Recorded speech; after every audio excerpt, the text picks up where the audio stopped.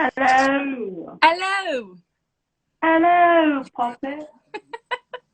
Fancy seeing you here. Are you ready for Long-Winded Wednesdays? Bum, bum, bum, bum. Hi, Zoe. I've been practicing my rambles. I've been practicing, speaking my truth. I've been practicing noticing when I'm sharing, all in preparation for this. Okay. I'm just trying to breathe right now. That too.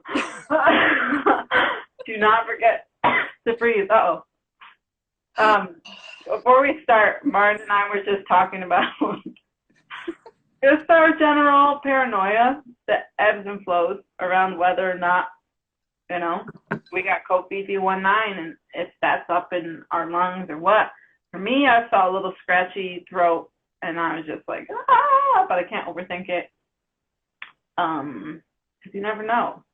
I know. Yeah. And my anxiety has been ramped up. And so I just feel like my heart is going and kind of like pressure in my lungs. And so there's a sense that I can't breathe fully, but it's anxiety.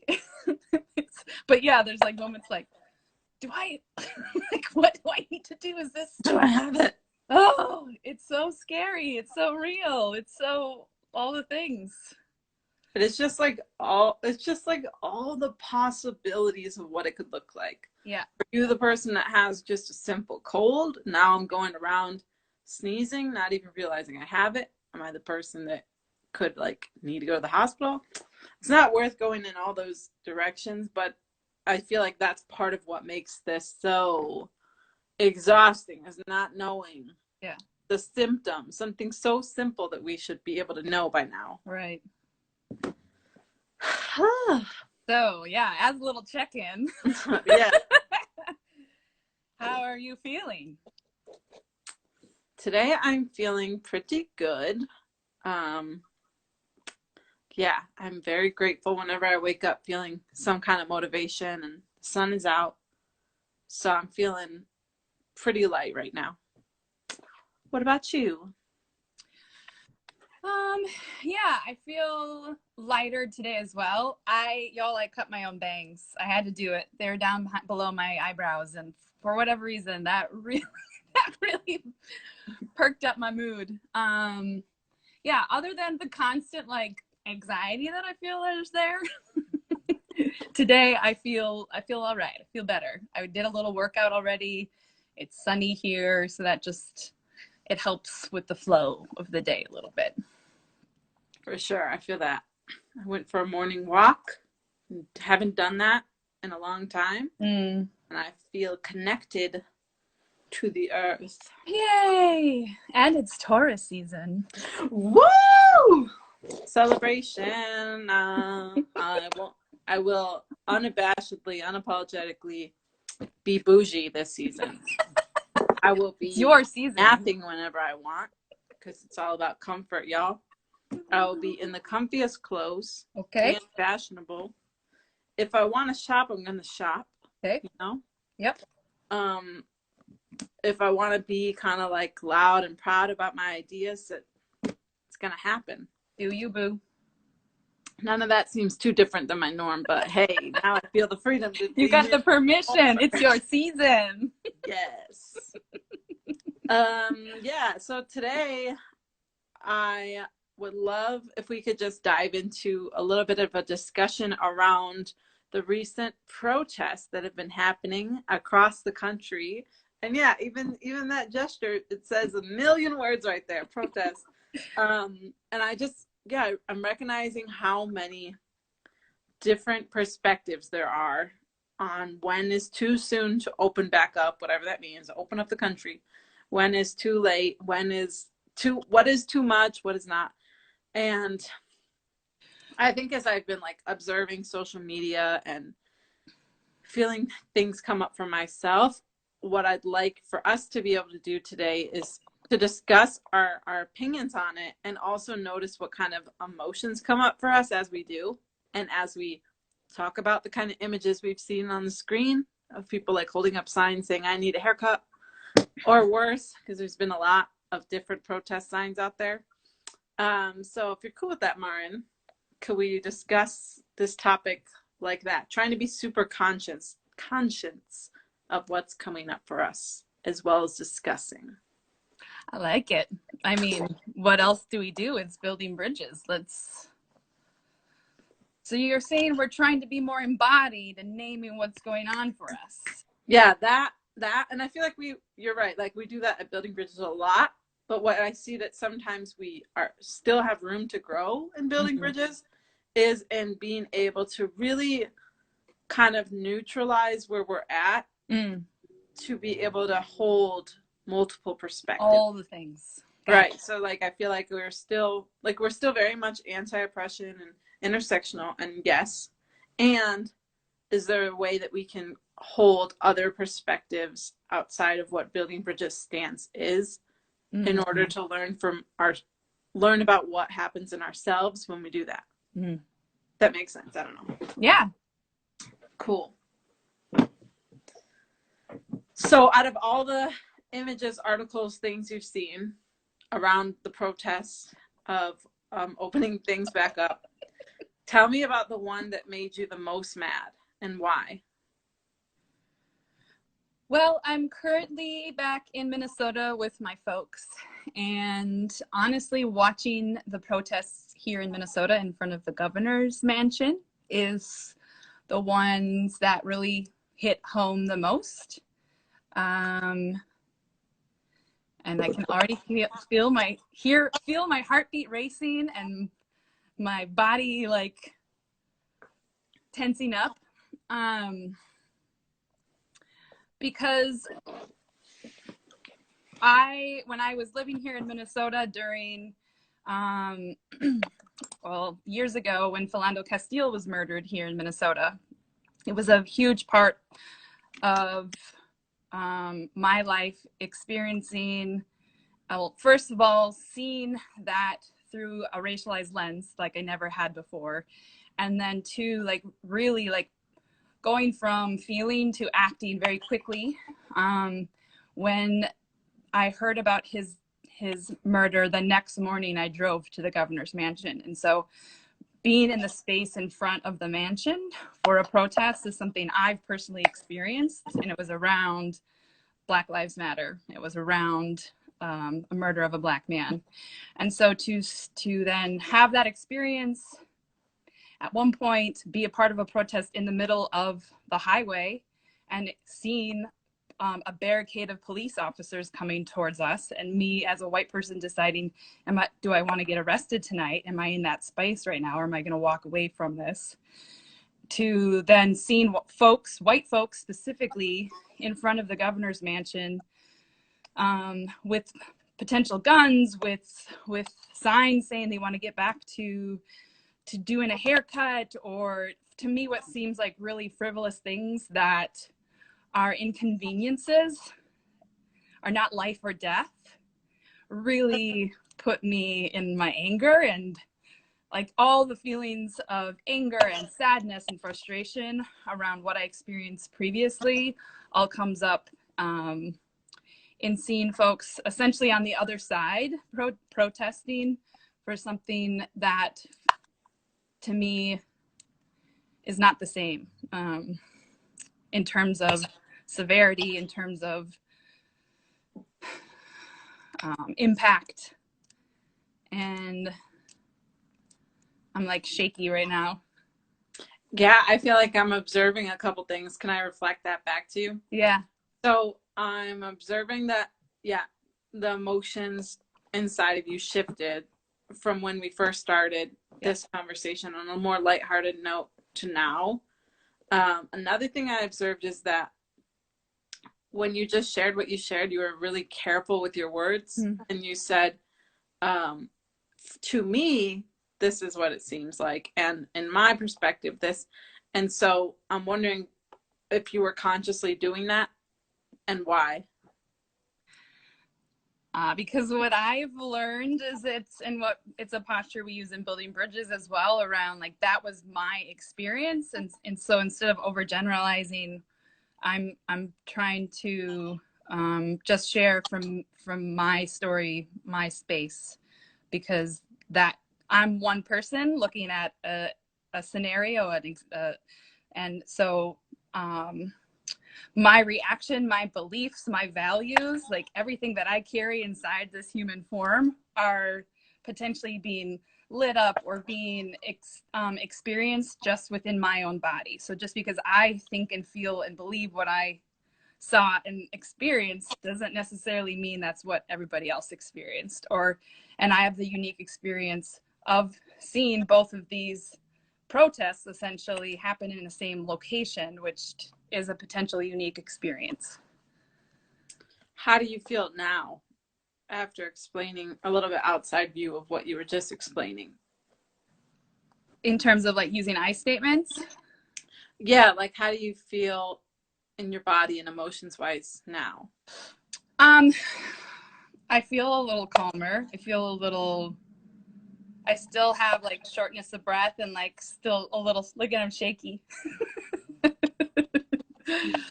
So I'm breathing very deeply. And yeah, I think part of that, right, is in using I statements, I'm putting myself out here very vulnerably sharing myself. And so that in itself, to me, can feel scary. Yeah. What will people think? What will people do? How will people respond? What will people say? Yeah.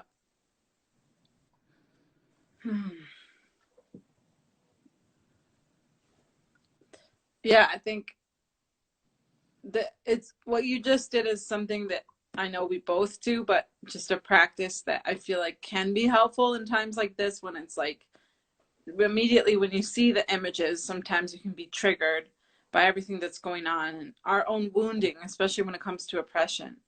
And then, or what am I trying to say? And then in being able to zoom out, even a little step back to like, okay, what did I just say and how did I say it? Or what did I just think and why am I thinking it? Then it's like you add a little layer of neutrality. Yeah. And I feel like the next layer is even more so, which I've been challenging myself. How do I say this? I want to be careful about how we say this because I don't want this to come out as we're all human beings in the world and we all have flaws and blah, blah, blah. We're all flotsams in the universe, Jenny. Flotsams in the universe. We'll never forget that. Someone said that in one of our workshops. What I've been doing personally is seeing the ways in which I feel like humanity mirrors back to me what's going on inside of myself.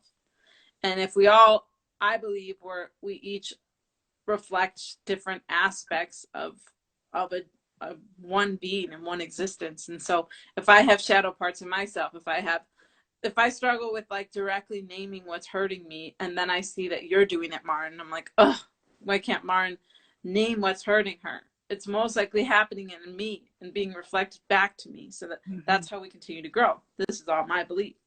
So with that, one thing I've been asking myself, which has been really hard in these images, after I have the initial, oh my God, I can't believe someone just wrote down, let's sacrifice the weak, or whatever the fuck was on one of those protest signs. I'm like, whoo, that takes it to another level beyond the I don't need a haircut signs. And now what's coming up for me? Okay, I'm in anger. From my perspective, this is wrong because of whatever. And then another perspective is, another layer out is, how do I see myself in them? How do I see myself in him? What do we have? If we're coming at it from different angles, what hurt do we actually share? Yeah. And yeah, that's been hard for me to navigate. I'm looking at pictures right now, and I think that as much as there's differing levels of privilege of what's happening, I can see the absolute frustration of not being able to control how you're treated in the world and not being able to control what you're able to do and not being allowed simple civil rights I'm looking face to face with myself in that regard. Mm. Do I agree with the level or what exactly they're doing or the logic of it? No, I don't. But it's weird to see the same people that I've been trying to get to understand something now understanding it just in a different way. Right. I don't know if this is making sense. I'm really trying to empathize with the other side. Yeah. The other side. The other side. Right. Well, and I think, that feels like such for me as a white person, I feel like that is the tension that I am supposed to hold or have to hold for the rest of my life of how do I always own the fact that it's not necessarily that I'm right or wrong or good or bad, but I grew up, I've been a part of, I live and breathe a culture, a society that I've been indoctrinated in and essentially been put to sleep in. And so I can easily not see it and or separate myself from folks, again, who are at these protests. But ultimately, what you just said, how do I see myself in them? How do I recognize that my tendencies, my racist, unconscious bias may not show up in that form, but it still exists within me in some way. And so I need to be, like you're saying, like constantly be mirroring or like reflecting on how I'm showing up. If it's not showing up like this, then how is it showing up within me? Yeah. And then like, I'm still scrolling through some pictures. Like this is happening. These protests are happening all around the world. Yeah. So I've been challenging myself to get out of the US framework of thinking of like, well, in the US, we pretty much have this side and we have this side. And you're either mostly on this Republican side or you're on this liberal side or whatever. But then I look at the rest of these pictures. I'm like, oh, they're protesting in Hong Kong. They're protesting in Brazil. And these countries have different historical narratives. They have narratives of dictatorship and authoritarian government that took too far. So I'm like, well, if I was over there, then maybe I would be protesting to be able to get out. Like maybe I would feel like the quarantine measures were way too intense. Mm. And then that helps me like zoom back into our country and just like our differing relationships to power and democracy and all that. Mm-hmm. Well, and almost like zooming in and out of the four eyes, right? Like the internalized and interpersonal stuff that is a very much like a down here thing versus ideology and institutions of like, and that's part of what feel like I've been pushed to learn and experience, right? Is that it's a constant push to see the greater, bigger context of things. And that's where historical context and understanding how systems exist and why are there folks that are wanting to protest right now? And why are the folks that are protesting right now predominantly white, predominantly have like in our country? Yeah, in our country, in the United States. Yeah. And so like a context of location is important too. Mm-hmm. Yeah. And I think it can get all like pretty convoluted pretty quickly. Like, what the hell are we even fighting for? What's everybody's agenda out here? Right. Like on the one hand, there's some people who are like, I see signs that are like, I need a haircut, and that I'm just like, that's the most individualist you can get with a sign. It's literally about you and you want your haircut is more important than someone's life? Really? That's really how you feel?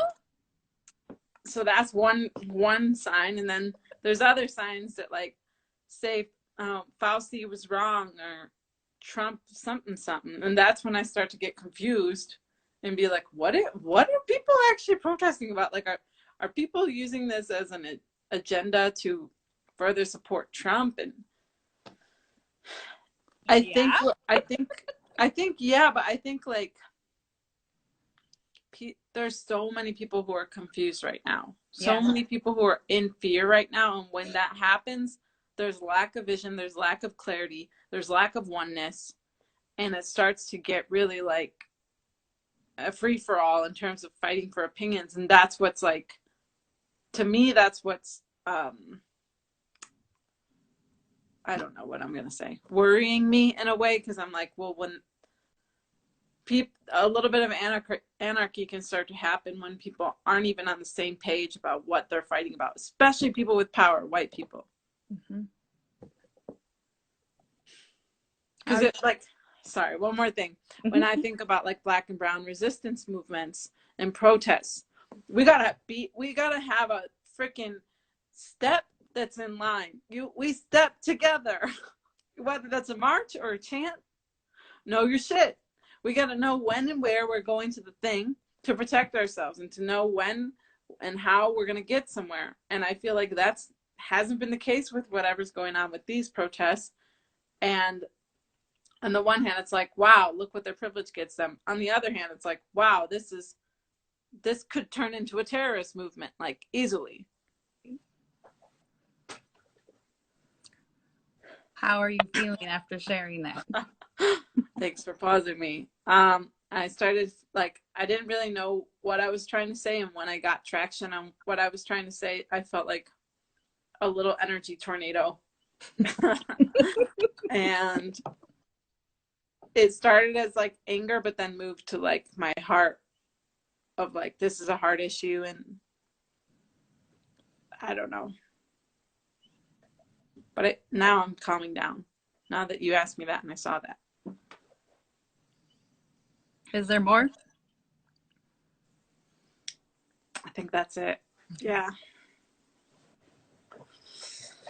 What are you thinking?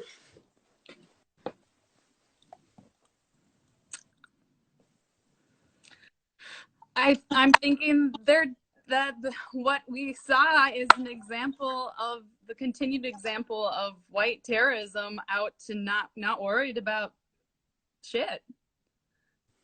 And if it's true that folks are out there with their huge ass guns in front of the Capitol, like, and demanding, like, to me, it is caucasity. It is the prime example of white privilege. And folks maybe not, they wouldn't maybe be able to name it as that, but that is exactly what it is folks, white folks, feeling like they can do whatever the fuck they want. Yeah. Without any repercussion. On full because display. Again, I've literally experienced and seen it where there's a line of police officers coming with tear gas, like, and we've seen images of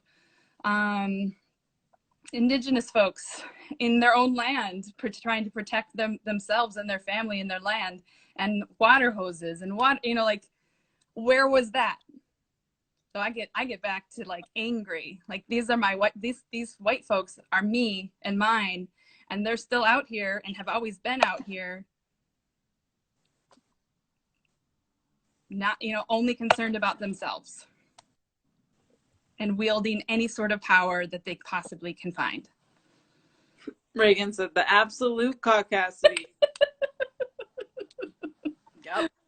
Ooh, I'm breathing hard. And I feel like, well, what are you feeling right now? This time I'm feeling like energized in it, though, like to say that out loud and to really at this point be in a space where, because this is the tension here, right? Like, I know I'm on the right side of this, though. Like, I know that I understand systems in a sense that there is a right or wrong, like it's a life or death scenario. This is literally folks saying, we don't care about Black and brown folks out here dying from COVID. We just want to go back and make some money. And to me, it's how many folks are still so asleep to the capitalist system that exists. Yeah, asleep is definitely the word I would use. I look at these photos, and to me now, I can more clearly see a sea of unconscious faces. Like, you have to be unconscious to your own humanity, other people's humanity, for you to be able to go out there and do this so selfishly.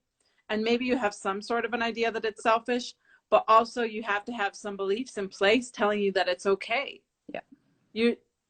So many of these people are so conditioned to be me above all. Yeah. I matter. My right to speech and everything matters above everyone else.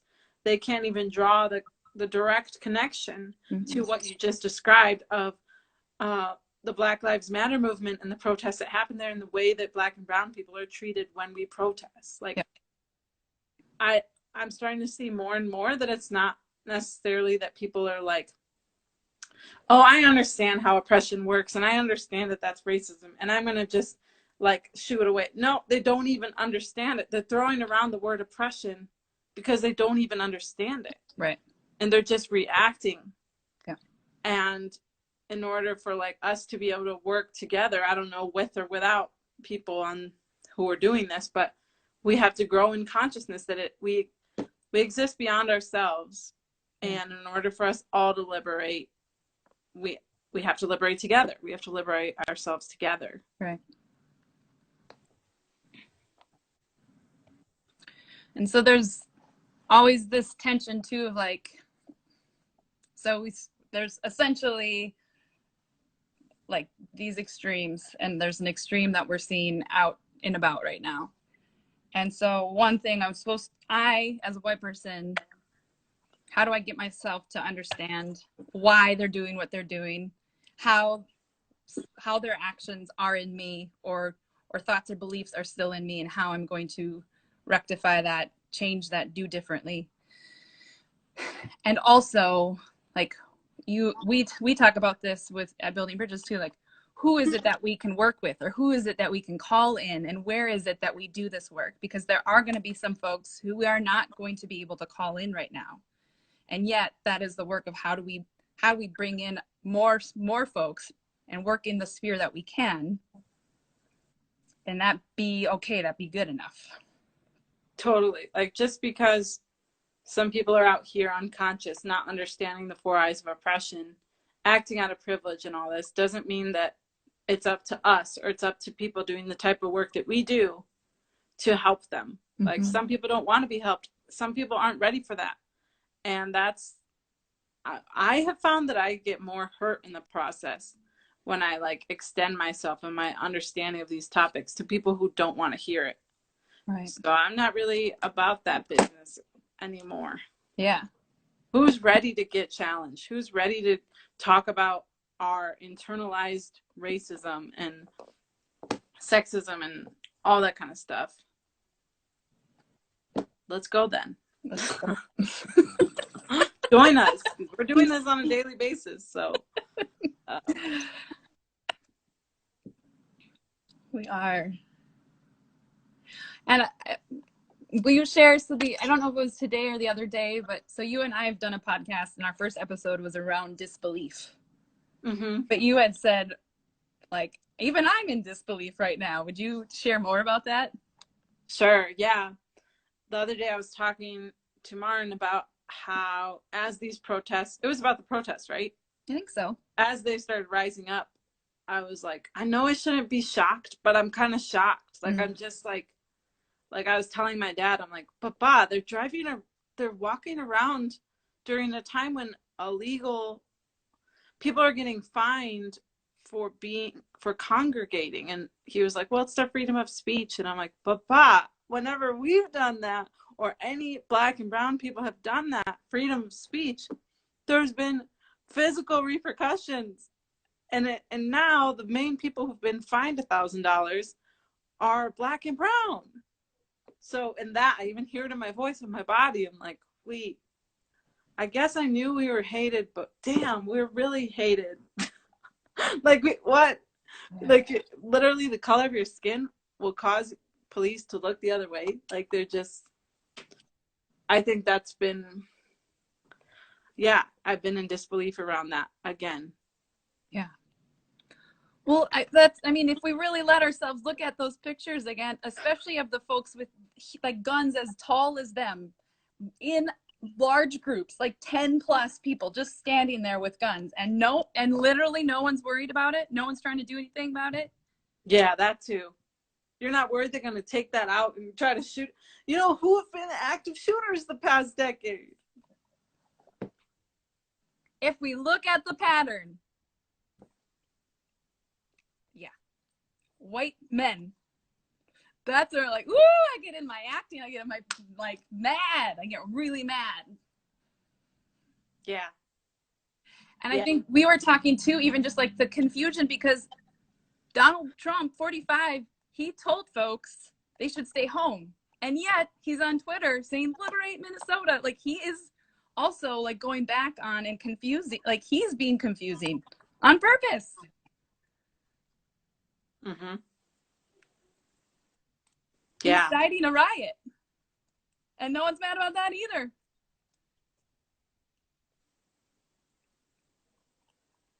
Yeah.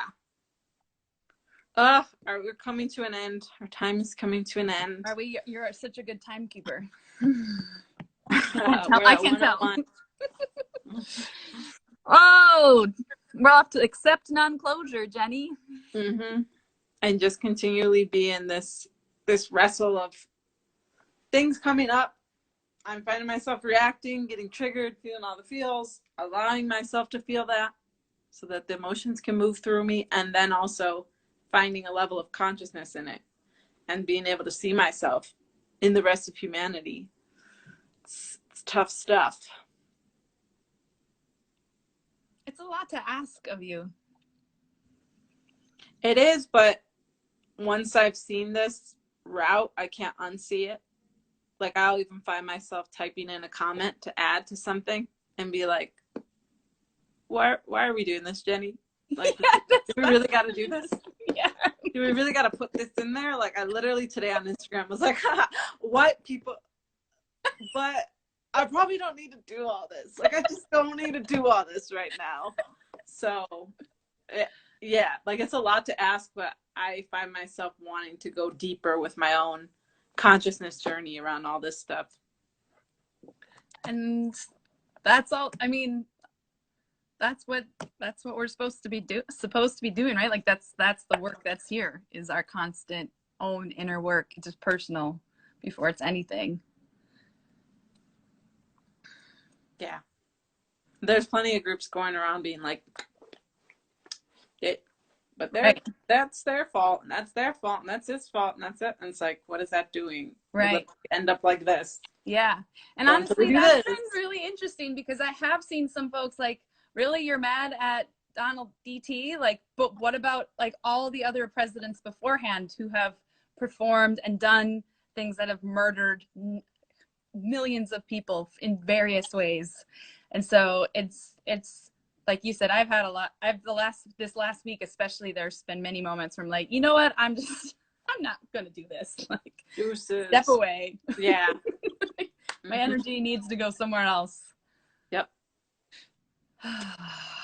Okay, right. my friend. Oh, high five for that. Well, Woo! Wednesday. Do we do like one word checkout or something? How are you feeling now? Yeah, one more checkout. I'm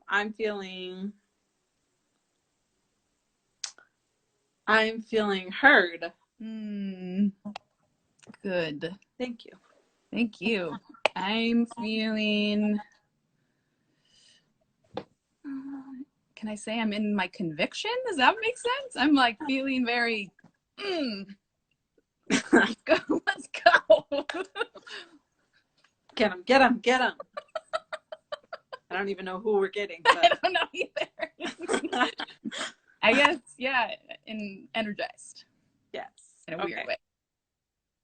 Hi, Ellie. Sorry, we were about to end this, but you can watch it on our story. Woohoo! Yeah, we're gonna. It's being recorded, and then we'll put it on Facebook, and I'll make sure that we get it this time. I recorded last week's, and I forgot to turn the volume up, y'all. I'm just gonna continue to say that this tech thing is a trip. Thanks for playing. Thanks, okay. Ellie. Goodbye. Bye, everyone.